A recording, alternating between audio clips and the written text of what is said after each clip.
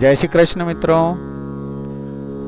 आज हम कार्तिक माह महात्म्यम कथा में अध्याय 3 की कथा का श्रवण करेंगे। पूर्व के अध्याय 1 और अध्याय 2 की कथा का वीडियो हम पहले अपलोड कर चुके हैं। आज हम अध्याय 3 की कथा का श्रवण करेंगे। आप चैनल पर नए हों तो चैनल को सब्सक्राइब करें, लाइक करें, शेयर करें और इसी तरह की वीडियो के लिए हमें प्रोत्साहित करें। कार्तिक मास महात्म्यम कथा अध्याय 3। सत्यभामा ने कहा, हे प्रभो, आप तो सभी काल में व्यापक हैं और सभी काल आपके आगे एक समान है। फिर यह कार्तिक मास ही सभी मासों में श्रेष्ठ क्यों है? आप सब तिथियों में एकादशी और सभी मासों में कार्तिक मास को ही अपना प्रिय क्यों कहते हैं? इसका कारण बतलाइए। भगवान श्री कृष्ण ने कहा, हे भामिनी, तुमने बहुत अच्छा प्रश्न किया है। मैं इसका उत्तर देता हूँ, ध्यान पूर्वक सुनो।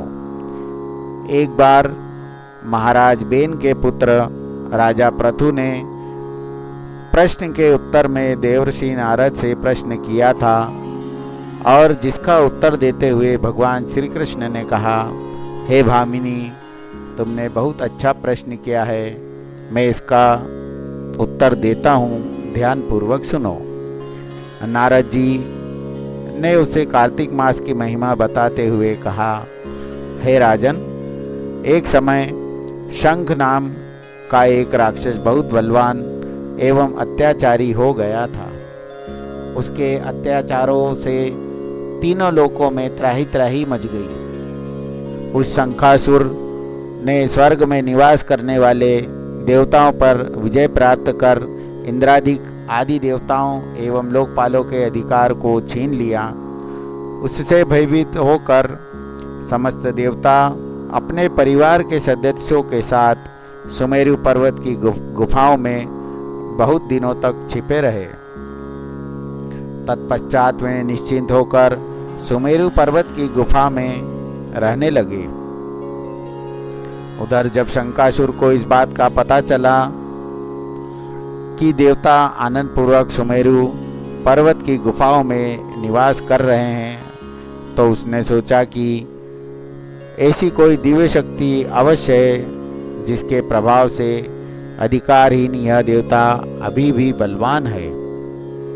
सोचते सोचते वह इस निर्णय पर पहुंचा कि वेद मंत्रों के बल के कारण ही देवता बलवान हो रहे हैं। यदि वे इनसे छीन लिए जाएं तो वे ही बलहीन हो जाएंगे। ऐसा विचार कर शंखासुर ब्रह्मा जी के सत्यलोक से शीघ्र ही वेदों को हर लाया। उसके द्वारा ले जाए जाते हुए भय से उसके चुंगल से निकल भागे और जल में समा गए। शंखासुर ने वेद मंत्रों तथा बीज मंत्रों को ढूंढते हुए सागर में प्रवेश किया, परंतु न तो उसको वेद मंत्र मिले और न ही बीज मंत्र। जब शंखासुर सागर से निराश होकर वापस लौटा तो उस समय ब्रह्मा जी पूजा की सामग्री लेकर सभी देवताओं के साथ भगवान विष्णु की शरण में पहुँचे और भगवान को गहरी निद्रा से जगाने के लिए गाने बजाने लगे और धूप गंध आदि से बारंबार उनका पूजन करने लगे। धूप, दीप, नैवेद्य आदि अर्पित किए जाने पर भगवान की निद्रा टूटी और वह देवताओं सहित ब्रह्मा जी को अपना पूजन करते हुए देखकर बहुत प्रसन्न हुए तथा कहने लगे, मैं आप लोगों के इस कीर्तन एवं मंगलाचरण से बहुत प्रसन्न हूँ। आप अपना अभिष्ट वरदान मांगिए, मैं अवश्य प्रदान करूँगा। जो मनुष्य अश्विन शुक्ल की एकादशी से देवोत्थान एकादशी तक ब्रह्म मुहूर्त में उठकर मेरी पूजा करेंगे, उन्हें तुम्हारी ही भांति मेरे प्रसन्न होने के कारण की सुख प्राप्ति होगी। आप लोग जो पाद्य, अर्च, आचमन और जल आदि सामग्री मेरे लिए लाए हैं, वे अनंत गुणों वाली होकर आपका कल्याण करेगी। शंखासुर द्वारा हरे गए संपूर्ण वेद जल में स्थित हैं।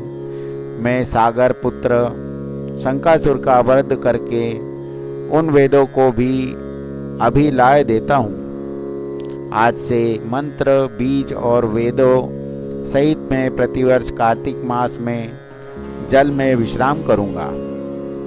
अब मैं मत्स्य का रूप धारण करके जल में जाता हूँ। तुम सब देवता भी मुनीश्वरों सहित मेरे साथ जल में आओ।